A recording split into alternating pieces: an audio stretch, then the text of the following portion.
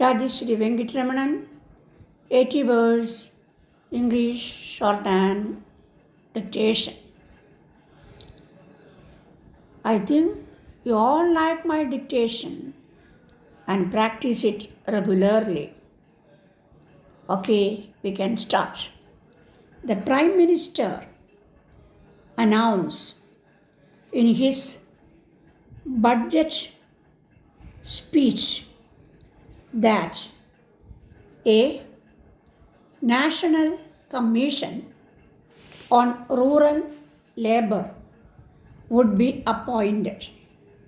He expressed his concern about the situation of agricultural labor and said that the commission would loom into the working conditions of this vulnerable section of our society and implementation of social legislation for their protection.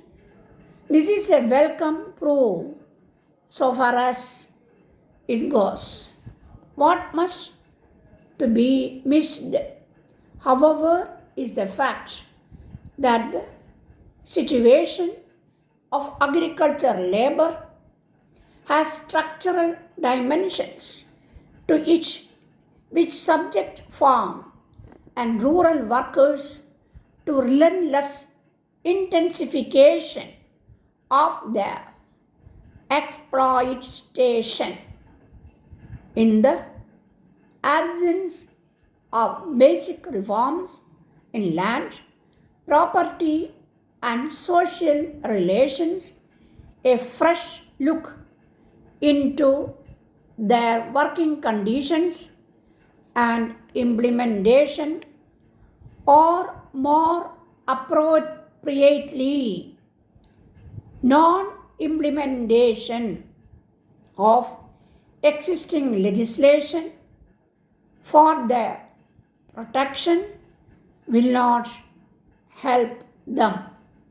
It can at best be a well-meaning gesture which may actually turn out to be a cynical ploy of the entrenched political power establishment when the essential thrust of its socio-economic policy is tending to be markedly, at least it cannot be entirely fortuitous.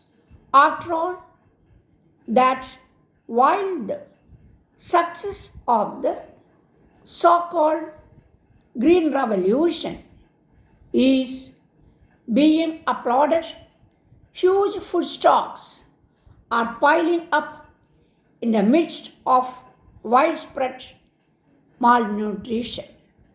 There are reports of even starvation deaths in some areas. This is logical in the wake of the encouragement to commercial agriculture, which is alienating poor peasantry from land and leading to growing unemployment, underemployment, and pauperization in the rural areas. The number of landless rural workers has swelled to nearly 70% of total number of all workers in the country. The number of agricultural workers alone has increased to nearly 30% of rural population. They are seeking out existence at subsistence or below subsistence level in low income part time work. This is because, in addition to alienation from the land on which they had earlier either proprietary or at least tenancy rights, there has been widespread destruction of rural industries and handicrafts. This trend is going to acknowledge with the enlargement of the market share of large scale industry as part of the official policy of so called technological upgradation and economic scale of production. The new policy is not being limited to only industries which produce capital and intermediate goods. It is being extended to consumer goods as well as that large scale industry will tend directly to drive the small scale industry and handicrafts out of the market. Since labor saving, capital intensive production is the essential part of the policy, the generation of new employment is ruled out.